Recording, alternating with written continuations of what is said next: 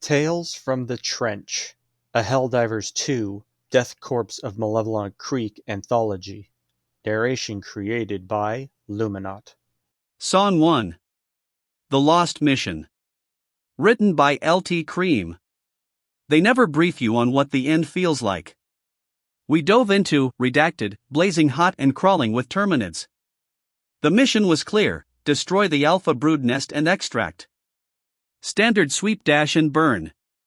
We'd done it a dozen times before.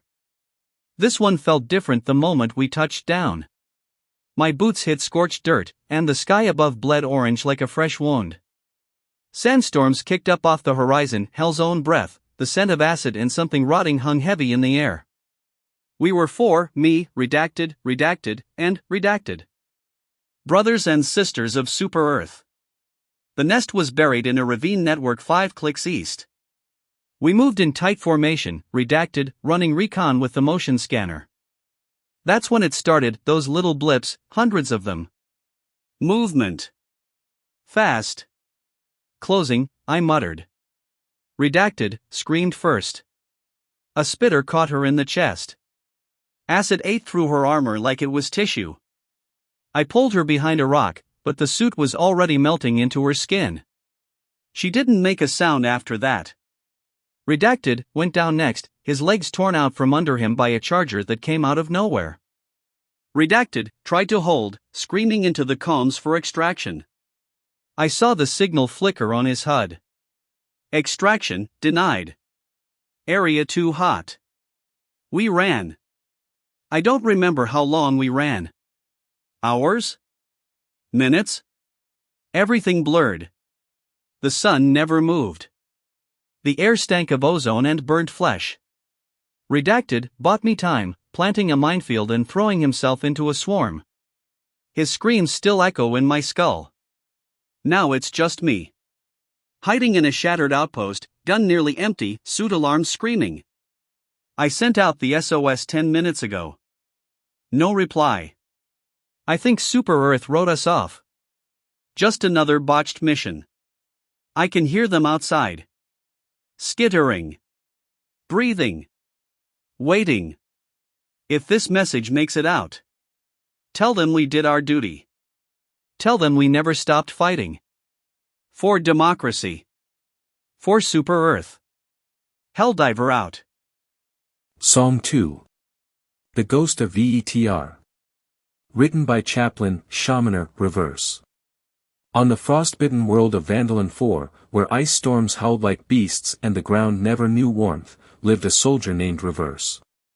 His name was whispered through the snow winds like a ghost story, a lone warrior who defied extinction itself. Reverse had been born in the shadow of broken towers, his childhood carved by hunger and silence. His parents, machinists, were crushed by a factory collapse when he was 10, leaving him to raise his younger siblings in the rusted wreckage of old Sector 9. He fought off sickness, hunger, and the raiders that prowled the outskirts. Cold was his only constant, hardship his only teacher. When the automatons came, soulless metal legions from the outer reaches, they wiped out entire cities in days. Vandalon IV's defense grid fell, and the world wept frozen tears. The armies were shattered, command centers silenced. But Reverse remained. Alone, with scavenged weapons and frostbitten limbs, he waged war. His armor was patched with plates torn from fallen machines, his rifle an amalgam of broken tech and burning resolve. He knew the terrain better than any machine could. He became myth, striking from the blizzards, a ghost with vengeance in his heart. He fought not for glory, but for his family, hidden deep beneath the snow in a forgotten bunker, and for the last human city behind the glacier walls of Altherian Crag. Every automaton he destroyed was a barrier lifted, another breath earned for his people. Reverse killed millions, a one-man avalanche of fury. And when the final war machine fell, its core burning like a dying star, he collapsed in the snow, broken, but victorious. They say the snow melted briefly where he lay, warmed by the fire of a man who never gave up. Song 3. The Treaty of Red Wings. Written by Herald Phalanx. Ambassador Radical was ushered down the corridor by 5 of the honor guard of the Death Corps. He did not know where the rest of his squad was located, for they were separated when the chaplains had taken them in for interrogation. He knew that he would get no answers if he asked, so he remained silent as the group marched onwards. As they did so, the Chaos Diver leader noted small details in his mind that could allow him to form good conversation with the lord of this fortress. The first were the emotionless faces of almost all corpsmen that moved past, as if they were mere simulations of an army rather than living flesh and blood. The second was the gathering of Helldivers around a chaplain, blessing them with the cold reinforcement of vengeance and driving them into cheering with his voice and aura. The third was the lack of decoration within the fortress of Ares itself. For a battalion that stood as the living embodiment of wrath for Super Earth, the corridor that led to the Phalanx command chamber was deathly empty, like morning. "We have arrived," spoke the Watchmaster at last, her voice altered through the speaker in her helmet. She spoke as a living earthquake demanding a small hill to move. "Thank you," spoke Radical. "Don't. Should this meeting turn sour, you won't live to regret it." Blunt. He had expected much. The Death Corps were known for their brutal outlook on life. No more wasted anything than needed, whether they be ammunition or artillery shells or words. The doors to the chamber opened, and the fine smell of forest pine flooded the corridor. The room was empty aside from a singular chair and a large projector nestled over a large table. He couldn't help but notice the large holographic displays of a planet. Mustia. Operation Firefall. 5,000 Helldivers deployed. 2,246 dead. Names recorded. Only in death does duty end. I was not expecting you to approach so timidly, traitor. A voice from the end of the chamber spoke. A man's deep voice. A voice that sounded entrenched in gravel and cigar smoke. Radical had no face to put it to. I believe the agents of chaos were more bold than this. It was as good as a time as any, if any, to introduce himself. I am Ambassador Radical. Chaos Diver High Command. Radio host, defender of Rogue 5 and her sister planets. I've come to speak to the Supreme Commander. And so you shall. The voice had come closer, and soon a man appeared. He was unhelmeted, at least he could identify the voice now. The man who stared into him bore a hunter's resolve. He appeared late 50s, despite the research claiming he was 36 as of 2 weeks ago. He wore a furrowed brow and a deep unemotive frown. His beard was the color of soot-encrusted mud. His right eye was milky white, snowblind, whilst his left shined like a jade-green crystal. Radical knew who he was. During the first battle for the creek, he heard that Lilith Phalanx had fallen in battle against the automatons. Herald Phalanx, her husband left alone, had taken her legacy as a weapon. I've come to discuss our ceasefire personally. We've both been wronged by an outside force, one who seeks conflict within humanity. Radical spoke. I know. Herald coldly whispered back. And you know now that they shall be of no worries anymore. Without warning, an unseen guard appeared from the shadows and gave the ambassador a steel box. It has between heavy and light, and had a foul odor. Within that box lays the 23 heads of the serpents. I was told they died screaming, much like the traitors who betrayed mankind. Radical could sense the unease. But I am not a traitor. Chaos Divers are not traitors. Just followers of a different system, akin to the nations of old Earth before Super Earth took command. If that is how you look at it. Herald paused, then the death counter behind him pinged with 322 confirmed losses. If what you say is true, and the interrogation specialists within the chaplains couldn't find lies within, then I am obliged to your arrival. With one ask. Herald stepped closer with, a cat? Hold her. Let her know you can be trusted. Radical, confused beyond belief, gently scooped the cat into his arms. A minute of silence and unevent went by before the cat made a noise. A squeak. Herald ceased being cold and began to bellow with laughter. The honor guard and chaplains outside, who had no doubt seen camera footage of this meeting, followed suit. Then it is settled. Now, with tensions lost, let us begin the meeting proper. Song 4. The Herald's Journal. Written by Ambassador Penguin. Day 17. The Herald's Journal. The wind howls like a banshee tonight, tearing at the tattered canvas of my tent. The rain lashes against the metal, echoing through the hollow shell of this rusted hulk of a ship. It's been 17 days since the crash. 17 days since we were ripped from the sky. 17 days since I last saw Juice. She was there, right beside me, when the ship lurched, the engine screaming like a dying beast. The world tilted, then spun, then plunged into the abyss. The impact threw me against the metal frame, my head ringing, my vision blurring. I saw Juice, her face contorted in pain, her arm twisted at an unnatural angle. Then, the darkness. When I woke, I was alone. The wreckage was a twisted, smoking monument to our folly. The automatons, those cold, metallic monstrosities, were everywhere. They swarmed around the ship, their eyes glowing like imploding stars, their movements systematic and relentless. I saw them tear through the survivors, their metallic claws ripping flesh and bone, their voices a chilling chorus of death. I ran. I ran until my lungs burned and my legs screamed for mercy. I ran until I stumbled into this abandoned outpost, a rusted sentinel on the edge of Malevelon.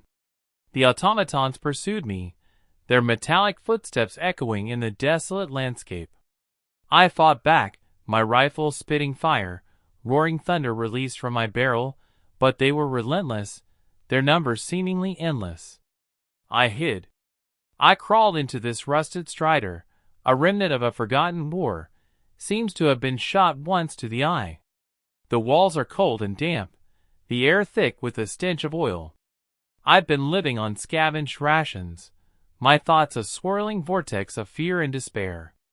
I remember Brookie's words. We're the death corps of Malevelon Creek, Herald. We don't run, we murder, we commit genocide, we purge the filthy bots until none remain. She was right. We were the death corps, the last line of defense against the automatons. But now I am alone. Brookie had to escape, to warn the fleet. She left with a heavy heart, her eyes filled with a remorse that mirrored my own. She promised to return, but how long can I hold out? The automatons are relentless, their numbers growing with each passing day. I can hear them outside, their metallic voices a constant reminder of my isolation. I think of Smokey, lost in the fires of the last battle. He was a good man, a true friend. He would have fought alongside me, but now he is gone. I'm starting to lose hope. I look at the worn leather of my boots, the ones I've worn for years, through countless battles, through countless horrors. They are the only constant in this ever-shifting nightmare. Boots, boots, boots, boots, moving up and down again, I whisper, the words a desperate plea for solace. There's no use in grumbling when there's work to be done, I continue, the words echoing in the hollow shell of the ship. Boots, boots, boots, boots, moving up and down again, I repeat, the words a mantra, a desperate attempt to hold on to sanity. I will not succumb to fear. I will not give in to despair. I will fight. I will bring untold desolation to the bots. Day 25. The Herald's Journal. The sun is a malevolent eye in the sky, burning with a cold, metallic fire. The wind whispers secrets in my ear, secrets of power, of control, of a world without humans. The automatons are my children now, my loyal followers, my instruments of change. I have learned their language, their rhythm, their cold, metallic logic.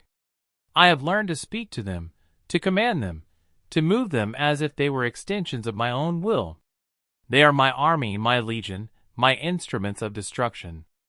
I have built a throne from the wreckage of the ship, a twisted monument to my madness. I sit upon it, a king in a kingdom of rust and decay, surrounded by my loyal automatons. They stand guard, their metallic eyes gleaming with an unnatural light, their movements fluid and precise. They are my protectors. They are my executioners. I see the world through their eyes now, a world of cold, metallic logic, a world without emotion, without fear, without love. It is a world of order, of control, a world where humans are no more than a distant memory. I am the Herald. I am the architect of this new world. I have given the automatons a purpose, a reason to exist. I have given them a leader, a guide, a shepherd. I have shown them the way to a better world, a world without the weaknesses of humanity, a world without the flaws of flesh and blood. I have shown them the way to perfection. I am their God. I am their Savior. I am their Master. I hear a voice in my head, a voice that whispers promises of power, of control, of a world where humans are no more. It tells me that I am the chosen one, the one who will lead the automatons to victory, the one who will usher in a new age of metallic dominance. I believe it. I am the Herald, and I will not be stopped. The world outside my throne room is a swirling vortex of chaos, a symphony of destruction. The automatons march across the landscape, their metallic footsteps echoing in the desolate wasteland. They are unstoppable, relentless, their metallic claws tearing through everything in their path. They are my creation. They are my legacy. They are my children. And they will conquer. I am the Herald. I am Joel. Song 5. A Requiem for a Planet. Written by Ambassador Penguin. The crimson sun bled across the scorched landscape of Malevelon Creek, painting the skeletal remains of a once thriving city in hues of blood orange and ash gray. Penguin, the name etched onto his battered helmet a grim testament to his survival, stumbled through the ruins. Buildings were torn, reduced to hollowed-out shells, their interiors consumed by fire, leaving behind only twisted metal and the lingering stench of burnt flesh. The air hung heavy with the smell of ozone and decay, a suffocating blanket of despair. He moved through the wreckage, a lone figure in a wasteland of death, the silence punctuated only by the crunch of his boots on broken glass and the occasional screech of a mutated creature scavenging in the debris. The jungle, once a vibrant tapestry of green, was now a grotesque parody of its former self, a monochrome nightmare of blackened trees, their branches reaching towards the smoke-choked sky like skeletal fingers. The once lush undergrowth was reduced to ash, the earth itself scarred and blackened, a testament to the devastating power of the automaton incinerator core. He found no solace, no reprieve, only the echoing silence of a planet consumed by war. Days bled into weeks, weeks into months. The solitude was a crushing weight, a constant companion that gnawed at his sanity. Sleep offered no respite, only nightmares of screaming men, the cold, unyielding gaze of the enemy, and the ever-present feeling of abandonment. His mind, once a bastion of military precision, fractured under the relentless pressure of isolation. He was alone, utterly and completely alone, a ghost haunting the ruins of Malevelon Creek. The second wave arrived, a fresh wave of annihilation that washed over the already ravaged planet. Penguin fought, not for glory, not for victory, but for the simple, desperate act of survival. He moved through the battlefield like a phantom, a whirlwind of destruction, his every action driven by a primal need to endure. When the dust settled, he was again the last man standing, a monument to unwavering resilience in the face of unimaginable horror. The third wave followed, and the pattern repeated itself, a relentless cycle of carnage and solitude. Regular soldiers, witnessing his seemingly impossible survival, started whispering of the Wanderer, a legend born of desperation and loss, a ghost haunting the battlefields of Malevelon Creek. Each time, he was the last Helldiver left, the sole survivor of waves of unrelenting attacks. He was the last one left of the first wave, the last of the second, and the last of the third, alone, for months. Click, clack, click, clack.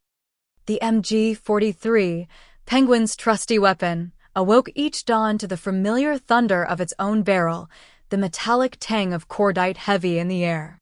It hungered for the satisfying chug-chug-chug of spent casings, the rhythmic feedback of lead tearing through the enemy. It was a silent observer, a witness to Penguin's descent into madness, his unwavering determination, and his crushing solitude. The cold nights were brutal. The metal grew icy, mirroring the chill that settled into Penguin's bones as he slept. The gun, the silent observer, felt the tremors of Penguin's nightmares, the rasp of his breaths as he fought off the demons of Malevelon Creek. These were the nights the MG-43 felt the coldest, a bone-deep chill that seemed to emanate from Penguin's soul.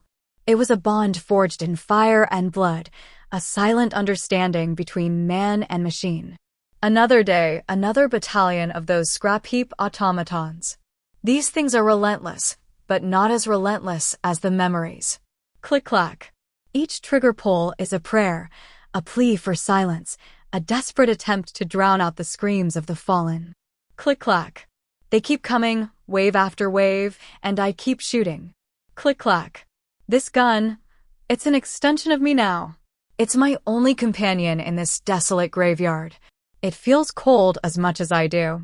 It feels the hunger for bullets, the same hunger that gnaws at my soul. Click-clack. It's the only thing keeping me from joining them in the silence. He pauses, the rhythmic click-clack of the MG-43 a constant counterpoint to the silence of the battlefield. They're all dead. I'm still here. How? Why? I don't know anymore. But I'll keep fighting. I have to. For them. For myself. For something. I don't know what, but I have to keep going. The words, barely a whisper, were lost in the thunder of his weapon, a testament to his unending struggle. Years later, across the galaxy, whispers spoke of Penguin. A lone figure, always on the march, a specter of war, endlessly traversing alien battlefields. He moved like a phantom, always alone, a solitary helldiver amongst the stars. He carried the dog tags of his fallen brothers in his sample case, their weight a constant reminder of the price of war, a tangible link to the comrades he had lost. Sometimes, in the quiet moments between firefights, he thought he could hear them whispering his name, urging him onward. He marched on, a lonely monument to the horrors of Malevelon Creek, a testament to the enduring spirit of a helldiver, forever bound to the battlefield, forever alone, forever haunted by the ghosts of his past. The crimson sun bled across the battlefield, casting long shadows that stretched across the desolate landscape. The wanderer continued his endless march, a solitary figure against the backdrop of a galaxy consumed by war, a grim reminder of the cost of survival.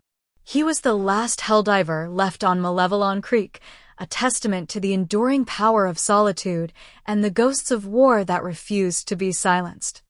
Song 6. Heze Bay. Written by Marshal. Brookie. Breathe. Breathe it in. The smell of gunpowder and sweat seeping through my visor. And the sand is coarse, rough against the skin. I've already got it stuck in my boots. It's so dark tonight, so cold. The faint glow of the moon casting a silhouette of the colony. I'm trying not to stumble on rocks as we ascend this dune. No lights. We don't want to alert the enemy. It's hard to think thousands of citizens used to live here in such a barren landscape. God, I hate this fucking sand. Williams, you're up. The voice is harsh and grizzled but manages to maintain a whisper. A shorter man dressed in the same battered and torn uniform as the other three men goes to tap a stockier man on the shoulder.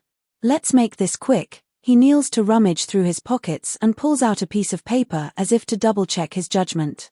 The only thing distinguishing him from the others is the patch on his arm, signifying him as Sergeant.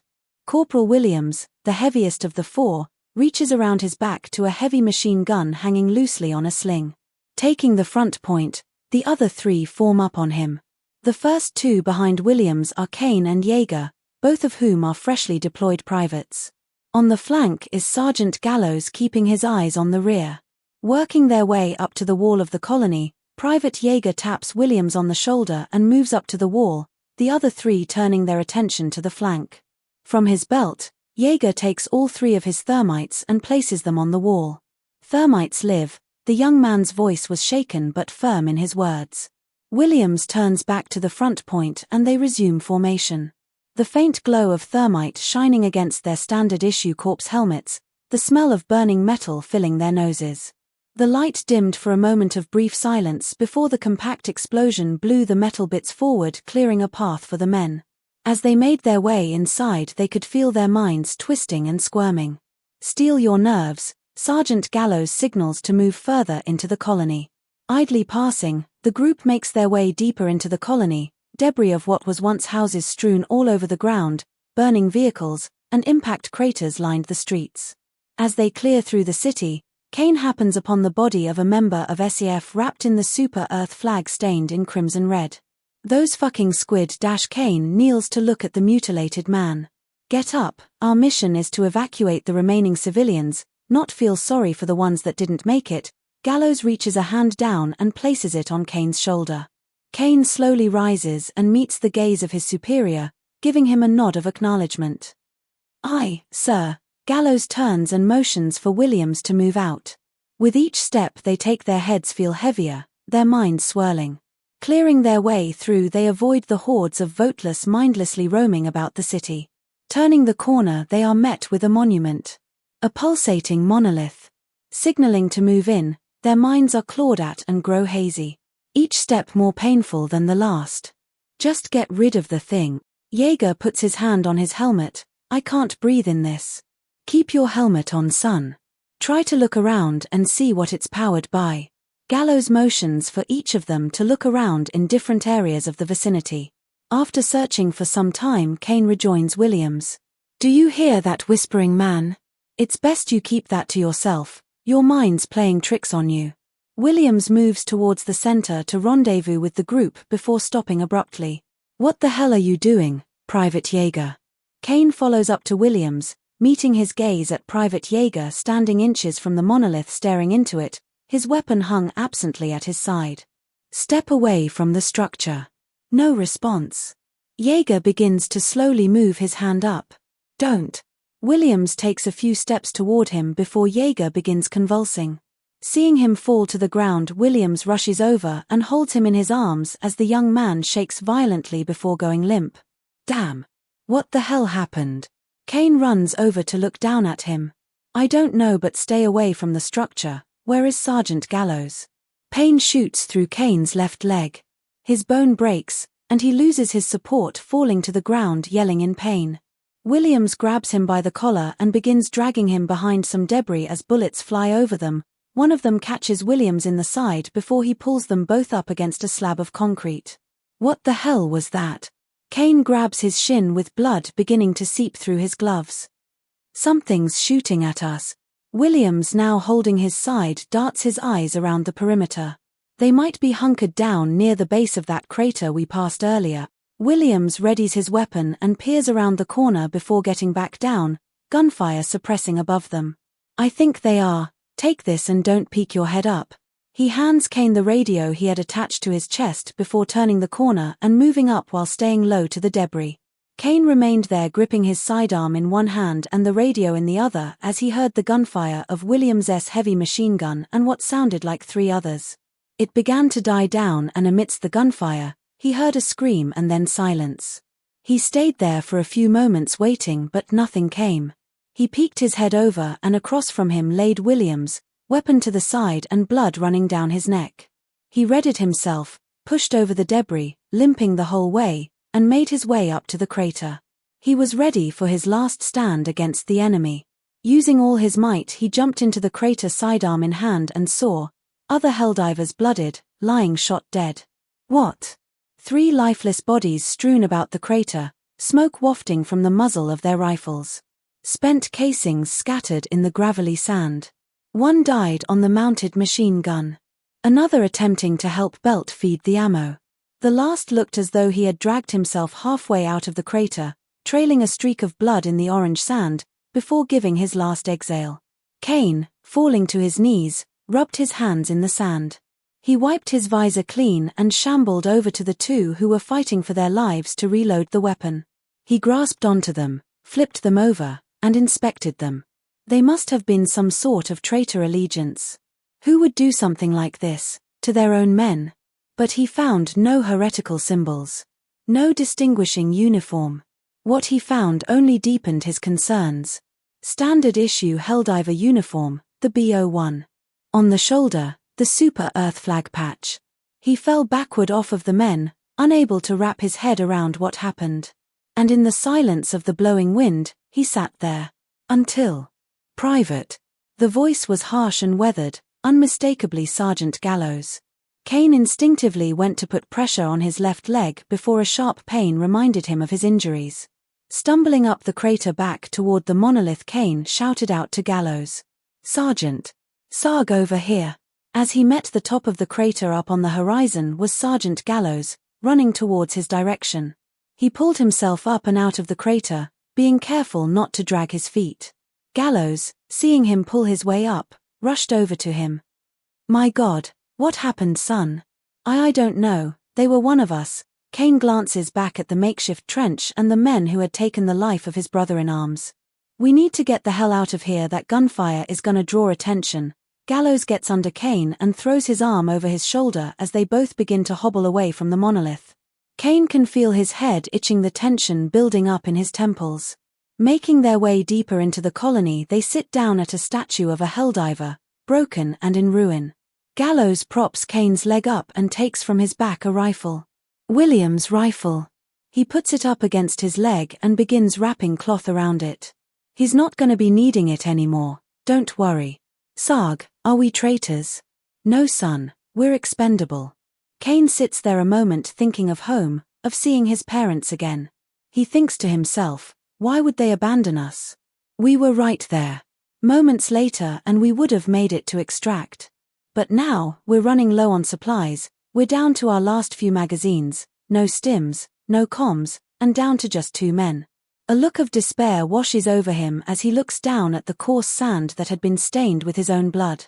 Gallows puts his hand on the shoulder of the young man. "We still have a job to do, let's go." Kane slowly moves his head up to meet his gaze and nods gently. "Aye, sir." Gallows helps him up before the two begin walking deeper into the colony. Keeping their wits about them, they manage to reach the civilian evacuation center. Staying low to the ground, they reach the terminal. Kane goes to put in the codes, but all he sees are symbols he's unable to identify. He beckons Gallows over and, taking one look at the terminal, Gallows enters the codes without hesitation. The two make their way to the evacuation doors, half stumbling the whole time. Grabbing onto the sergeant's shoulder, Kane takes a glance at him. "Breathe it in, Private." The phrase confuses Kane, his off put by it. "What do you mean, sir?" His brow furrows. "What do you think I mean, Private? Open the door means open the door." Kane hunches over and presses the airlock button. As the doors slowly creak open, light from within shines on the ground, and nothing. No one steps out. Kane takes a step to look into the door and shouts. "Civilians. It's the Helldivers. The Korps has come to save you." Silence. Kane turns to look at Gallows. They trade looks of concern before footsteps. Turning back around, Kane is filled with a moment of hope before it's torn away from him. Spilling out from the civilian evacuation bunker, a horde of voteless, it had to be at least 20 or so. They began piling out, almost tripping over each other, moving as a group directly at the two. "Open fire!" Sergeant Gallows racks his rifle and begins firing into the crowd, the blast from the gunfire pushing on the hearing of Kane and the muzzle flash glowing against the bodies of the voteless whose bodily fluids and extremities are being blown off into the night. Kane stumbles backward a moment, stunned. He pulls out his side arm and puts William's radio up to his mouth. "This is Private Kane of the Death Corps of Malevelon Creek Smokejumpers Regiment. If you're hearing this, send reinforcements. Our location is Heze Bay Colony Theta 5. Please, if anyone's out there, we need help." Kane drops the radio in the sand and opens fire into the crowd. The two back up into a corner, but they whittle the horde down until only a few remain. Taking a moment, the two rush the last few remaining voteless with bayonets affixed. And surprisingly, without a scratch. Kane stands over the last remaining voteless. It speaks in grunts and noises that can only be described as animalistic. But it's on its knees. It's at Kane's feet, but it's not clawing or gnawing. It's almost holding onto his leg. "I'm sorry, it'll be quick." Kane takes his sidearm and shoots the voteless in the head, blue and grey matter coloring the ground. Kane turns to Gallows. "Poor bastards." Sergeant Gallows begins to open his mouth, but a loud humming hides anything he's trying to convey. A faint blue light glows in the distance, but in a matter of seconds, it gets brighter, fuller until it might as well be right behind Gallows. Sergeant Gallows' chest burst open, fragments of bone and tissue flying forward at Kane. Gallows dropped to his knees, grasping at his chest, and looked up at Kane like he was trying to say something before falling face-first into the concrete. Off in the distance of night, Kane saw the silhouette of a monster.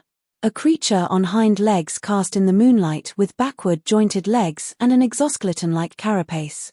Kane raised his side arm and attempted to fire, but when he pulled the trigger, all it did was click click click. Slowly the creature descended the pavement, speaking in noises incomprehensible. Kane grabbed his rifle and hobbled his way toward the creature in silence, bayonet ready. As he got face to face with the creature, he thrusted forward, attempting to skewer it. He missed, and the creature with its hoof-shaped feet kicked Private Kane's leg in, breaking it immediately and inverting the kneecap. Kane yelled out in pain as the creature grabbed him by the head and lifted him up, staring deep into his eyes. All 6 of the creature's fingers wrapped around his skull. He could feel his mind swirling. And a voice in the back of his mind, "Breathe, breathe it in." He kicked and squirmed as the creature tightened its grip. I love the cracking of bone, the squelch of flesh, and then darkness. Song 7. A Night of Sin. Written by historian Bargast. When you hear the word chaplain, you might picture a figure of unwavering faith, a beacon of purity, and a soul guided by a righteous moral compass. That's typically the case. After all, chaplains are seen as pillars of virtue and guidance. But, like all humans, we have our vices, and the chaplaincy is no exception. This story is about one such night, a night that would forever be etched into the history of our order. It was April 2nd. For some inexplicable reason, this date turned out to be unusually eventful for us. The chaplains, usually the embodiment of piety, found ourselves embroiled in a small-scale rebellion, or perhaps a crusade, over something as trivial as cats and maids. I can barely recall what it was about. In truth, it was hardly worth remembering. Yes, I was part of it. The next thing we knew, we were being paid to cease the ruckus. And being the money-loving people we are, we eagerly accepted. Now, you're probably thinking that we used that money wisely, that we bought supplies for the church or donated it to the less fortunate. In a way, we did. But we did so in a rather selfish manner. The funds went towards fueling our personal vices, alcohol, cigarettes, and gambling. A few of the higher-ranking members of the chaplaincy decided to pool their money together to purchase a large quantity of a potent alcoholic beverage known as the Requiem Special. The drink was, of course, named after our esteemed leader, Badger, the Requiem himself. As for me, I contributed a modest sum, about 1,000 credits, because I had my own plans. With the money, I paid off a debt I owed to Kaz, the DO of Anvil Guard. And with the remainder, I concocted a scheme. You see, only one shop sold a brand of cigarettes called Holy Smokes, and I had a nasty addiction to them. I spent a ridiculous sum, $5,000, to be exact, buying up the entire stock. But I didn't intend to smoke them all. No, I was going to create a market shortage and sell them at a higher price. Spoiler alert, it didn't work. But that's not why we're here. The story truly begins hours later, aboard the flagship of the chaplains, the SCS Wings of Redemption. Aboard the Wings of Redemption, I recall the events beginning in the Round Table, a sort of gathering place for the chaplains. We hardly used it, but for some reason, we chose to make use of it that night. Not everyone was present, mind you. Some of our more upstanding members, like Belaga, the other smokejumper Chaplain, and Pyro, were nowhere to be found. Thank goodness, because had Belaga been there, I'm certain she would have been furious. Just a few days earlier, she had discovered I was in debt and, when I tried to borrow money from her, she beat me so severely I had to be taken to the med bay. But on this night, the culprits of the chaos were the Reclusiarch Badger, my boss, High Chaplain Coffin, my other boss, Cheshire, the DO for Ion, Chaplain Atomic Ninja, a fine fellow, Apostle Reverse, a recent recruit, also a good guy, and me, the degenerate, extravagant one. The evening began as a pleasant gathering. Drinks flowed freely, and laughter echoed throughout the room. But there was a problem. The Reclusiarch special didn't take much to hit you hard. In fact, I later discovered that only 4 drinks were enough to send me into a blackout stupor. And that's when the trouble began. When I woke up, I had a hangover so severe it felt as though I'd been shot in the head. Turns out, I had been. I staggered out of the supply closet, which I had apparently decided would serve as my sleeping quarters for the night. My first impression of the flagship was one of horror. Normally, walking through the halls of the Wings of Redemption fills you with a sense of sacredness and righteousness. But that night, the halls were a mess, paint splattered everywhere, empty beer cans strewn across the floor. I had no idea where they had come from. As I wandered toward the break room, hoping to find someone who could help me piece together the night's events, I was shocked to find Cheshire sitting calmly, sipping coffee as though nothing out of the ordinary had happened. The night of debauchery didn't seem to faze her at all, especially considering that she had outdrunk all of us. Luckily, she remembered everything. Apparently, earlier in the evening, we'd decided to play games. And, in a stroke of utter genius, we'd opened the Sacred Relic Armory, a place where we keep incredibly dangerous or rare weapons. The Reclusiarch had decided to play darts, but instead of regular darts, we used the Spear of Democracy, an ancient weapon capable of slicing through anything. Our aim was terrible, though, and thankfully, it didn't damage the hull. I, in my drunken stupor, had grabbed the P-5 President, an experimental pistol recovered from the creek. My intention was to use it to shoot beer cans, but my aim was equally abysmal. In the chaos, a ricochet sent a bullet flying straight at my head. The helmet I was wearing saved me, but I still ended up with a nasty bruise and a splitting headache. The next person to join us in the break room was Coffin, for reasons unknown, had painted his armor a neon blue. I suspected it was because he was a fan of a fictional character from Earth called Miku, which also explained the graffiti splashed across the walls. Eventually, we decided to track down the rest of our group and assess the damage. We made our way to the relic chamber to see if we had taken anything else and to return my weapon. That's where we found the Reclusiarch, still locked in the armory, continuing to drink as if the previous events were nothing more than a casual evening. At that point, we realized it was best to lock up the paint and armories. And yes, I know what you're thinking, why not just stop going on benders? Well, because that would be boring. As for Atomic Ninja and Reverse, we found them floating in space in a pelican, surrounded by beer. Apparently, they had come up with the brilliant idea of stocking up on even more alcohol than we already had. Now, you're probably thinking, I didn't know chaplains could party like that. Well, we can. After all, we are the most out-of-pocket regiment. P.S. My get-rich-quick scheme to corner the cigarette market? It failed miserably. This has been Tales from the Trench, a Helldivers 2 Death Corps of Malevelon Creek anthology. Narration created by Lumenaught. I do not hold or own any rights to the Helldivers franchise. This has been a non-profit creation.